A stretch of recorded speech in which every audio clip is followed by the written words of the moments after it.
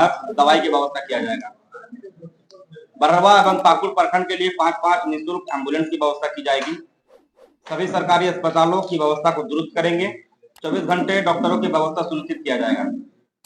सदर अस्पताल पाकुड़ में आईसीयू एवं ट्रॉमा सेंटर की व्यवस्था की जाएगी। साथ ही यूएसजी, रक्त जांच, एक्सरे आदि की उन्नत व्यवस्था की जाएगी। ईसाकपुर में बंद पड़े बीडी अस्पताल को सुचारू रूप से दोबारा चालू किया जाएगा। साथ ही सुदूर ग्रामीण क्षेत्रों के लिए नए स्वास्थ्य केंद्रों की भी स्थापना की जाएगी। आगे शिक्षा के सेक्शन पर आते हैं। शिक्षा में सबसे पहला हमारा यही काम रहेगा कि पाकुड़ विधानसभा क्षेत्र में एक यूनिवर्सिटी का निर्माण हमें करना है। उसके अलावा पाकुड़ बरवा प्रखंड के गुमानी एवं पाकुड़ प्रखंड के ग्रामीण क्षेत्रों में एक महिला डिग्री कॉलेज की स्थापना की जाएगी, क्योंकि शहरी क्षेत्र में है, बरवा नगर में है, पाकुड़ नगर में है, लेकिन ग्रामीण क्षेत्र में महिलाओं के लिए डिग्री कॉलेज की व्यवस्था नहीं हो पाई अभी तक, तो उसको हम लोग करेंगे। सरकारी स्कूलों में गुणवत्तापूर्ण शिक्षा प्रदान करने हेतु छात्रों के मानक अनुपात पर शिक्षकों की व्यवस्था एवं स्कूलों को नियमित निगरानी की व्यवस्था की जाएगी। बहुत सारे स्कूल में 250, 300, 500 बच्चे हैं, लेकिन एक शिक्षक 2 शिक्षकों से काम चल रहा है, लेकिन उसे हम लोग जो है छात्र के मानक अनुपात पर जो एनसीईआरटी और जो शिक्षा विभाग का जो गाइडलाइन है उनके अनुसार हम लोग उसका जो है पूरा करने का प्रयास करेंगे। इसके अलावा पूर्व विधायक अखिल अख्तर जी के कार्यकाल में निर्मित बंद पड़े आईटीआई कॉलेज जो माइकवाला में बना हुआ था, उनको पुनः चालू करेंगे और साथ ही रोजगार उपलब्ध कराने हेतु अन्य तकनीकी विषय की पढ़ाई की भी व्यवस्था हम लोग करेंगे। इसके अलावा पाकुड़ के केएम कॉलेज में एमए पीजी की पढ़ाई की व्यवस्था की जाएगी। उच्च शिक्षा प्राप्त कर रहे छात्रों के लिए छात्रवृत्ति की व्यवस्था की जाएगी। इसके अलावा एक और सेक्शन हमारा बहुत ही महत्वपूर्ण है, युवाओं के लिए रोजगार और यहाँ के स्थानीय लोगों के लिए रोजगार। उसमें पहला हमारा यही विजन रहेगा कि क्षेत्र में ही रोजगार उपलब्ध कराने के लिए कारखानों और अन्य जो भी संयंत्र है उसकी स्थापना हम लोग करेंगे। पलायन रोकने के लिए स्थानीय स्तर पर सूक्ष्म एवं लघु उद्योग को बढ़ावा देकर रोजगार सृजन किया जाएगा। युवाओं के लिए कौशल विकास केंद्रों की स्थापना करेंगे, जिससे स्वरोजगार के अवसर बढ़ेंगे। महिला एवं स्वयं सहायता समूह को आर्थिक रूप से सशक्त बनाने के लिए विशेष योजना यहाँ से संचालित हो जाएगी। पाकुड़ में स्थित कोल माइंस, पत्थर माइंस आदि पर स्थानीय लोगों एवं गाड़ी ड्राइवरों को प्राथमिकता देते हुए रोजगार उपलब्ध कराने का काम करूंगा। बीड़ी मजदूरों को उचित मजदूरी व नियमित काम दिलाया जाएगा। साथ ही इसके अलावा वैकल्पिक रोजगार की भी व्यवस्था हम लोग जो है करने का प्रयास करेंगे। पत्थर व्यवसाय से जुड़े खदान मालिक और परिवहन व्यवसायियों के लिए पत्थर व्यवसाय को सुगम बनाया जाएगा। स्टोन माइनिंग चालान के लिए उचित दर जो है वो निर्धारित करने का काम किया जाएगा। इसके अलावा जो अनैतिक उगाही जो किया जा रहा है उस पर लगाम लगाया जाएगा। इसके बाद कृषि सेक्शन पर आते हैं। गुमानी, करनी, तोड़ा शहर क्षेत्र के अन्य सभी प्रमुख नदियों में स्विच गेट का निर्माण व चेक डैम लगाकर साल भर सिंचाई की व्यवस्था करेंगे। क्षेत्र का किसान इससे समृद्ध होंगे। प्राकृतिक आपदाओं, आग व बाढ़ से क्षतिग्रस्त फसलों के लिए किसान को मुआवजा जो है हम लोग सुनिश्चित किया जाएगा। सिंचाई के लिए हर खेत में पानी उपलब्ध कराया जाएगा। इसके लिए नदी के पानी के अलावा डीप बोरिंग और माइक्रो इरिगेशन सहित अन्य सिंचाई तकनीक की भी व्यवस्था हम लोग करने जा रहे हैं। सरकार द्वारा प्रदत्त बीज, खाद एवं कृषि यंत्रों को योग्य एवं पात्र किसानों के बीच वितरित किया जाएगा। ऐसा भी सूचना, ऐसा भी संज्ञान में बार बार आ रहा था कि जो है अन्य लोग या फिर बिचौलिए लोग उसको हड़प कर रहे थे। किसी भी योग्य किसान को जो है कृषि यंत्र या खाद बीज नहीं मिल रहा था, तो वो सुनिश्चित हम लोग करेंगे। इसके अलावा यातायात पर आते हैं। पाकुड़ बरहवा पीडब्ल्यूडी पथ के अधूरे निर्माण कार्य वाले हिस्से का चौड़ीकरण युद्ध स्तर पर करके आगमन सुगम बनाया जाएगा। जैसे आपका तिरकुन हो गया, तिरकुन से पलासमुन्ना के बीच है, एक है आपका मोगल भीमपड़ा से बरहवा के बीच है, तो उसको जो है चौड़ीकरण करके उसको जो है यातायात हम लोग सुगम कराएंगे। इसके अलावा क्षेत्र के गांव व प्रखंड एवं जिला मुख्यालय व बंगाल से बेहतर कनेक्टिविटी के लिए आवश्यक सड़कों का निर्माण एवं मरम्मति जो है किया जाएगा। बरहवा व पाकुड़ प्रखंड के छात्र छात्राओं के लिए दोनों प्रखंड में स्कूल कॉलेज जाने हेतु निःशुल्क बस सेवा स्टूडेंट एक्सप्रेस का परिचालन किया जाएगा। ये हमारा एक ड्रीम प्रोजेक्ट था, इसको हम लोग फिर 2009 के बाद फिर से स्टार्ट करने जा रहे हैं। पिछला बार हुआ भी था कुछ दिनों के लिए, लेकिन फिर से बंद हो गया था। इसको हम लोग फिर जो है ड्रीम प्रोजेक्ट के तौर पर इसको चालू करेंगे। आवश्यकता अनुसार गुमानी, करनी, तोड़ा सहित अन्य प्रमुख नदी नालों पर उच्च स्तरीय पुल का निर्माण किया गया था। यह भी काम हमारा जो पिछला जो कार्यकाल रहा है उसमें रिकॉर्ड स्तर हाटा के अंडरपास को फ्लाईओवर में बदलने का काम किया जाएगा। जाम की समस्या बहुत ज्यादा आ रही थी, इसको देखते हुए जनहित के लिए ये काम हम लोग करेंगे। इसके अलावा एक सामाजिक न्याय का सेक्शन है। सामाजिक न्याय के सेक्शन में एक बहुत बड़ा ड्रीम जो है, अच्छा एक योजना सरकार द्वारा पारित किया गया है, तो उसके लिए हम लोग रखे हैं कि मुख्यमंत्री मैया सम्मान योजना की राशि जो है हर महीने 3000 रुपये प्रति महीने करने का प्रयास करूंगा। साथ ही वृद्धा पेंशन, विधवा व विकलांग पेंशन 2000 रुपये हर महीने करने का प्रयास जो है विधानसभा के माध्यम से किया जाएगा। सरकारी कार्यालयों में भ्रष्टाचार और घूसखोरी पर लगाम लगाकर कठोर कार्रवाई की व्यवस्था होगी। साथ ही आमजनों की सुविधा के लिए हर पंचायत स्तर पर हेल्प डेस्क की व्यवस्था की जाएगी। ये भी एक ड्रीम प्रोजेक्ट है कि जो भी सरकारी कार्यालय में घूसखोरी है और उसको लगाम लगा जाएगा, और हर पंचायत में सरकारी कार्यों के लिए एक हेल्प डेस्क हम लोग हर पंचायत में लगाएंगे। इसके अलावा प्रशासनिक व्यवस्था में सुधार और पब्लिक रिलेशन को बेहतर बनाने के लिए प्रखंड प्रशासन सप्ताह के निश्चित दिन में गांव के चौपाल अथवा पंचायत में जाकर आमजनों का काम करेंगे, ताकि प्रखंड कार्यालय का चक्कर न लगाना पड़े। यह भी एक ड्रीम प्रोजेक्ट है कि जो भी प्रखंड के पदाधिकारी है, जो अफसरशाही है, जो अफसर राज है, वो अफसर राज को हम लोग पब्लिक राज में बदलेंगे, गांव में लाकर के उसको काम करवाएंगे। ये हम लोग सप्ताह के एक निश्चित दिन में वे लोग गांव के चौपाल में या पंचायत में आकर के हम लोग काम करवाएंगे, जनता का काम। इसके अलावा नियमित रूप से हर पंचायत में जनता दरबार का आयोजन किया जाएगा विधायक जी द्वारा। साथ ही जहां सभी आम गरीब बुजुर्गों का दुख दर्द और समस्या को गंभीरता पूर्वक सुना जाएगा और उसका त्वरित निपटान की व्यवस्था भी होगी। इसके अलावा अन्य प्रमुख कार्यों में बरवा एवं पाकुड़ प्रखंड के छात्रों के लिए सिरसावादी प्रमाण पत्र पुनः निर्गत करवाऊंगा। एक बड़ा मुद्दा था इस चुनाव में, लोगों की बहुत मांग थी, क्योंकि एक बहुत बड़ी आबादी सिरसावादी की है और उन्हें प्रमाण पत्र जो है 10 साल से नहीं मिल पा रहा है। इसके लिए हम लोग जो है प्रयासरत रहेंगे कि उसको जल्द से जल्द तुरंत उसको मिल जाए। इसके अलावा हर घर में नल से जल पहुंचने का काम करूंगा। साथ ही आवश्यकता अनुसार चापाकल, कुआं, वड्डी, बोरिंग एवं ड्राई एरिया के लिए पाइपलाइन की व्यवस्था करूंगा। ये एनजीओ के माध्यम से हम लोगों ने 2009 से पहले भी, विधायक बनने से पहले भी किया हुआ है, विधायक के दौरान भी किया है, विधायक बनने के बाद भी किए हैं, इसके अलावा हार जाने के बाद भी किया है। तो ये काम हमारा अनवरत जारी रहेगा। जो भी चापाकल, कुआं, डिपोरिंग और ड्राई एरिया के लिए पाइपलाइन के हम लोग जो है व्यवस्था वो करते रहेंगे। इसके अलावा गुमानी, करनी, तोड़ाई सहित विधानसभा क्षेत्र के प्रमुख नदियों का कटाव रोकने के लिए बॉर्डर क्रेटिंग कराया जाएगा। जो युद्ध स्तर पर गुमानी नदी पर बॉर्डर क्रेटिंग का काम हुआ था, उसको दोबारा हम लोग जारी रखेंगे, क्योंकि विकास पर जो ब्रेक लगा था वो ब्रेक हम लोग खोलने का काम करेंगे और फिर से जाने के लिए नए नए काम हम लोग स्टार्ट करेंगे। इसके अलावा विधानसभा क्षेत्र के सभी प्रमुख नदियों के बाढ़ से होने वाली क्षति को रोकने के लिए नदी तट पर उच्च स्तरीय साइड बांध का निर्माण किया जाएगा। पारा शिक्षक, आंगनबाड़ी सेविका, सहायिका, जल सहिया, अनुबंध कर्मियों के मांगों को विधानसभा के माध्यम से हम लोग पूरा करने का यथासंभव प्रयास करेंगे। और ये हमारा जो है मैनिफेस्टो जो है पाकुड़ विधानसभा के लिए अखिल की गारंटी, इसमें लगभग सभी सेक्शन कंप्लीट हो चुके हैं। जितने भी जनता का मांग थी हम लोगों ने सुना, जनता के बीच गए हम लोग और उन मांगों को सुना है, और जनता की जो फीडबैक है, जो समस्या उनको जमीन पर देखने को मिल रहा है, इसमें कोई हवाई बात नहीं है या फिर बड़े काम नहीं है। ये मूलभूत सुविधा जो जनता को हक है, अधिकार है, मिलना चाहिए, उन अधिकारों को हम लोग समायोजित करके एक मैनिफेस्टो का रूप दिया है। और ये गारंटी है, 5 साल अगर विधायक रहते हैं तो इस काम को करने की गारंटी जनाब अखिल अख्तर खुद ले रहे हैं।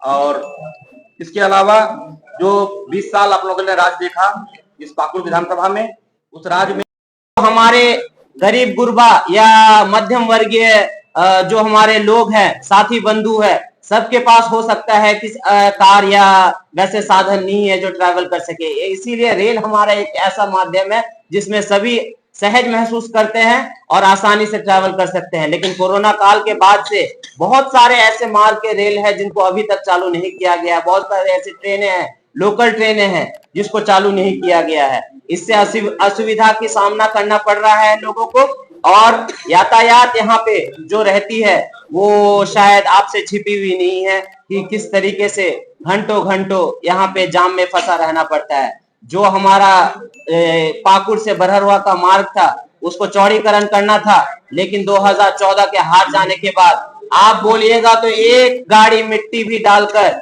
उसको चौड़ा करने का काम नहीं किया गया है। जिससे आज ये कारण है कि आप अगर बरहरवा घुसते ही अगर वो भीमपाड़ा वाला एरिया घुसिएगा तो घंटों घंटों तक जाम में फंसा रहना पड़ रहा है। आज आप सिरकुंड गुमानी घुसिएगा तो वो रोड चौड़ीकरण ना होने के कारण पूरा आपका घंटों घंटों तक लोगों को जाम में फंसा रहना पड़ रहा है।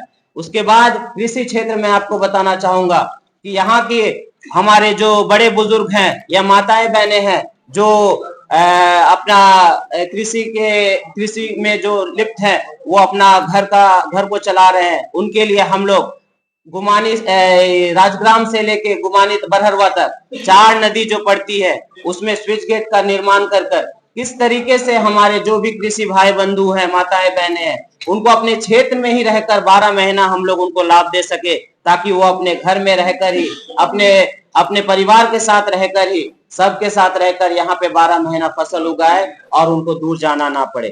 और जो हमारा स्वास्थ्य के क्षेत्र में 4 अस्पताल जनाब वकील अख्तर साहब ने 2009 और 14 के बीच में दोनों प्रखंड पाकुड़ और बरहरवा प्रखंड में 2-2 अस्पताल का निर्माण कराया था। लेकिन ये हमारे लिए दुर्भाग्य की बात है कि जनाब आलमगीर आलम साहब ग्रामीण विकास मंत्री जैसे पद पे रहकर भी आज तक वो 4 अस्पताल को चालू नहीं करवा पाया और 24 घंटा सेवा हम लोग को नहीं दे पाया। इसलिए कि उन्होंने ये समझ लिया था शायद कि यहाँ के लोगों को विकास से कोई मतलब नहीं पड़ता है, यहाँ के लोग विकास नहीं जानते हैं। लेकिन अब समय बहुत माने पानी आपका सिर से ऊपर पहुंच चुका है और लोग अपने आप को ठगा महसूस कर रहे हैं।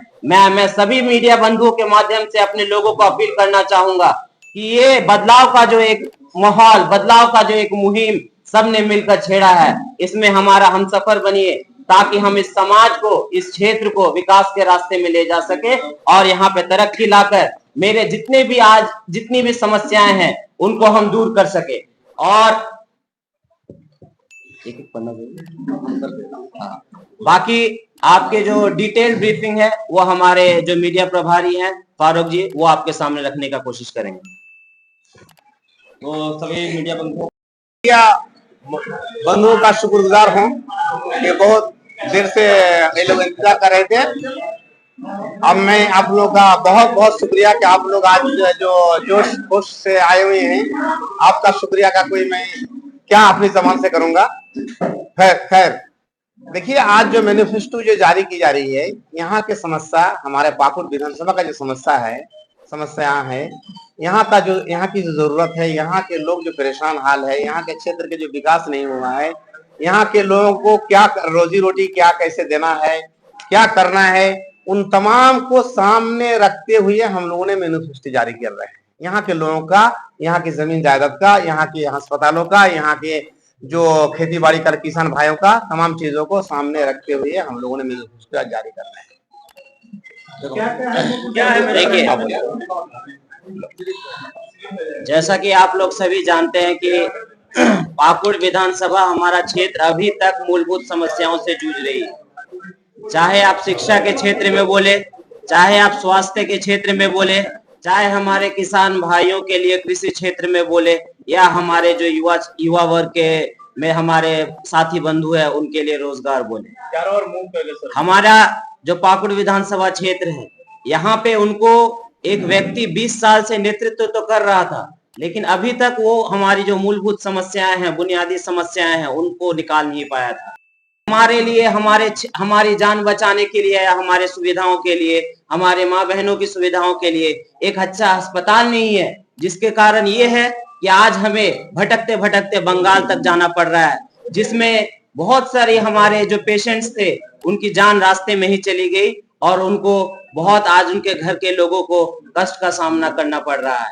और बोलिएगा कृषि क्षेत्र में, तो जैसा कि आप लोग जानते हैं कि धान कटने के समय हो या अन्य किसी टाइम पे हो, यहाँ के लोगों को, माताओं को, बहनों को अन्य राज्य जाकर ये अपना पेट पालन करने के लिए जाना पड़ रहा है। और हमारे यहाँ के युवा बंधुओं को रोजगार के क्षेत्र में बाहर जाकर अपने माँ बाप का जीवन को यापन करने के लिए, अपना घर को चलाने के लिए अपने क्षेत्र से दूर रहकर, अपने माँ बाप से दूर रहकर अपना खटना कमाना पड़ रहा है ताकि अपने घर को चला सके। साथ में मैं ये बोलना चाहूंगा कि जिस तरीके से हमारे यहाँ के युवाओं के भविष्य को बर्बाद किया गया है, बाल बच्चों के भविष्य को बर्बाद किया गया है, क्योंकि जब तक स्कूल अच्छा नहीं होगा और शिक्षा अच्छे से प्रदान नहीं किया जाएगा, तब तक हमारा समाज शिक्षित नहीं होगा और आगे नहीं बढ़ेगा।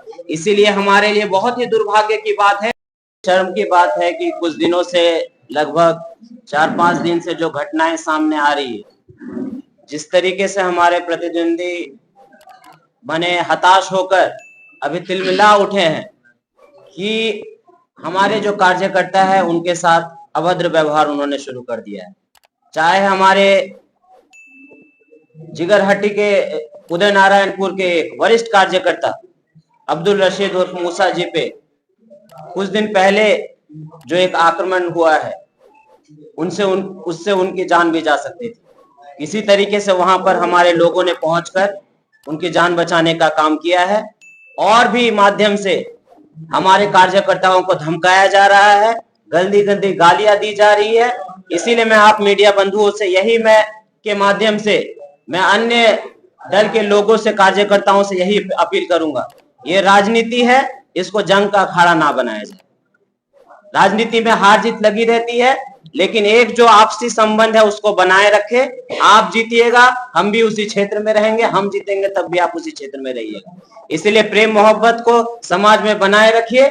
आप जीतिएगा, आप काम करिएगा, हम जीतेंगे। शमूलियत होगी तो आप इतना अकेले एक एमएलए हो करके इतना जो आप वादा कर रहे हैं, वादा हम समझ रहे हैं आपकी बात को, क्या आपकी गारंटी है कि मैं नहीं हो सकूंगा? आपकी अभी गारंटी क्या है कि मैं किसके साथ रह करके मिल करके सरकार बनाऊंगा? ये नहीं कह सकते ना। तो मैं इसलिए मैं करता हूं कि मैं तो सरकार में किसी के साथ रहूंगा। हमारी पार्टी आप ऊपर से देखते रहिए कि मेरी पार्टी या मेरे आदमी किसके साथ मिलने के लायक है और किसके साथ मिला हुआ है। तो आप इस बात को आप छेड़ करके ये नहीं कह सकते हैं कि आपकी लगता है एक एमएलए रहेगा। ये गलत है आपका कहना। ये मैं कहना चाहता हूं कि आप गारंटी नहीं सकते हैं। मेरी पार्टी जिससे मिला हुआ है उस पार्टी से मेरा भी हुक्म होगा मिलने के लिए। क्या है आप इसके बारे में बोलिए। यदि आप जीतते हैं तो बांग्लादेश बार बार हमारा प्रतिनिधित्व कर रहा है, लेकिन अभी तक हमारी जो समस्याएं हैं उनको नहीं सुन रहा है और बार बार उसको नकारते हुए बस वोट लेकर किस तरीके से अपनी तिजोरी और अपना फायदा करना है उसके पीछे उन्होंने दिमाग लगाया। आप देख सकते हैं, चाहे हमारा स्वास्थ्य क्षेत्र हो, शिक्षा क्षेत्र हो, रोजगार का क्षेत्र हो, या यहाँ की जो बिजली की बदहाली रहती है, चाहे गर्मी का समय हो, यहाँ पे घंटों घंटों तक बिजली गायब रहती है। लेकिन आप लोगों को मालूम होगा कि जनाब वकील अख्तर साहब जब 2009 से 14 में विधायक थे तो उन्होंने लड़कर विधानसभा में बैठकर, नीचे जमीन पर बैठकर बंगाल से बिजली घुसाने का काम किया। आने वाला कोई दूसरा मेरे एमएलए 50 साल सोचेगा भी नहीं कि मैंने पाकुड़ बनाने के लिए क्या क्या बना के रखा हूँ और करके रखा हूँ। कचरा विभाग जो था, वो जो इसाकपुर बनाया, किसने बनाया? अभी आधा पैसा मेरा प्रोजेक्ट का ये क्या हुआ, क्या कहते हैं, वहां रखा हुआ जो प्लान था वो आधा भी पैसा पाकुड़ इसमें नहीं आया। आज तक आप सोच सकते हैं इतना बड़ा विभाग, सब लगभग 100-150 करोड़ का है। हमारे मंत्री आज तक मैं बनाया, इसलिए मंत्री चढ़ा भी नहीं हो जा करके, नहीं चढ़ा मंत्री आपका। धन्यवाद।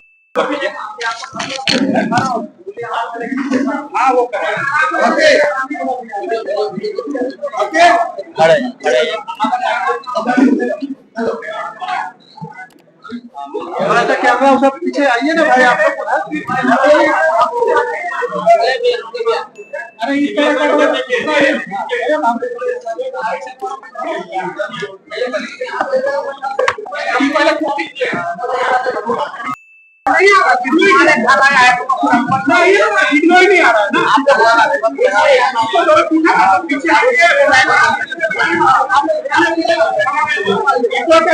कुर्सी में बैठे